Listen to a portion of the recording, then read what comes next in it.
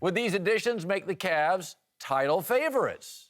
I think I can argue now, if they get Bogut and Deron Williams, that they're deeper than Golden State. Absolutely. More versatile than Golden State. Yes. They can go big, they can go small, they can shoot the three, they can pound it inside the Bogut, but I still would favor Golden State. Just because you got the last two guys to win the MVP award, you're the best offense in the league, one of the top 2 or 3 defenses in the league.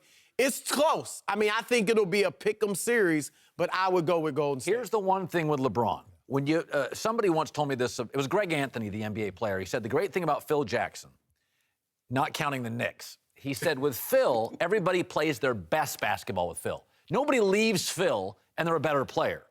Kyle Korver shot 63% on threes in February. So, like, to me, you're not just getting Kyle Korver, you're getting the best Korver. I'm not just getting Bogut, I'm getting the best Bogut. This is what Brady does to his wide receivers. So I think we're getting the best Deron Williams, the best Bogut, and that's better than what you've seen the last year. I like what you're saying about them being deeper. I agree with you on that one. I think this is a deeper squad. It's going to give them the ability to do a lot more, but I don't think Bogut is going to tip the scale that much. The way they already play, the way Golden State plays, and bringing in Bogut was good for the Warriors. Why? Because they needed that interior defender. They needed that big body. They needed that space eater. They needed those 6 fouls. They needed something to guard the rim when they had him there. That's not how they play now. Going against the Warriors, you getting big in the middle is not going to affect them around the three-point line.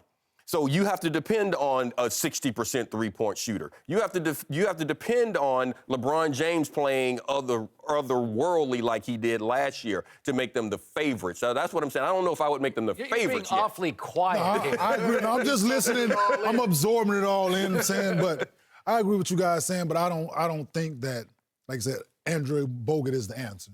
In order for you to say, like, Cleveland is outright favorite right now. I wouldn't say that. I wouldn't compare adding Kevin Durant into adding Andrew Bogut. Right. And or Deron Williams. They're good players. They've been solid players throughout their career.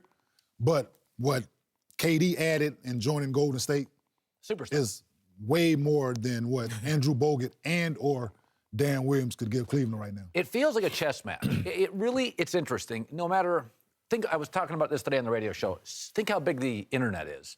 It's really Facebook against Amazon and Google. It's like a 3-team race. Yeah.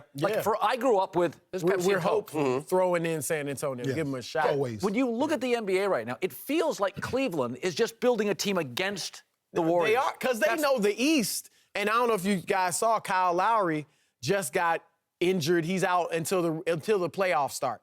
Okay, so now the East is that much easier for Cleveland. So they're right to just build for Golden State.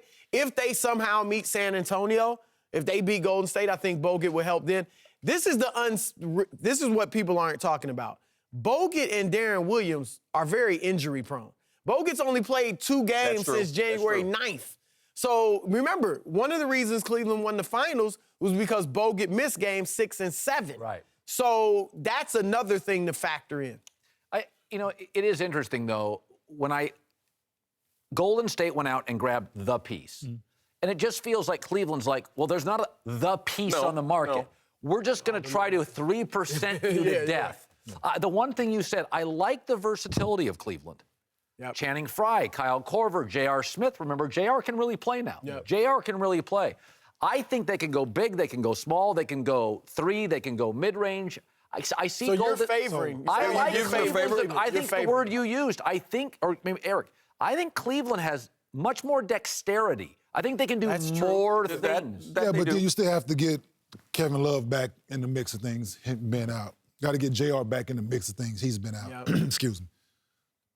JR could be that playmaker that they've been missing if JR decides to be that playmaker. JR's been so content and cool with, I'm going to stay out beside this line, and I'm going to let this thing fly. I played with JR for years. Can handle the ball, make plays for him and others if he chose to do that. But that's not what they need right now. That's not what he is right now.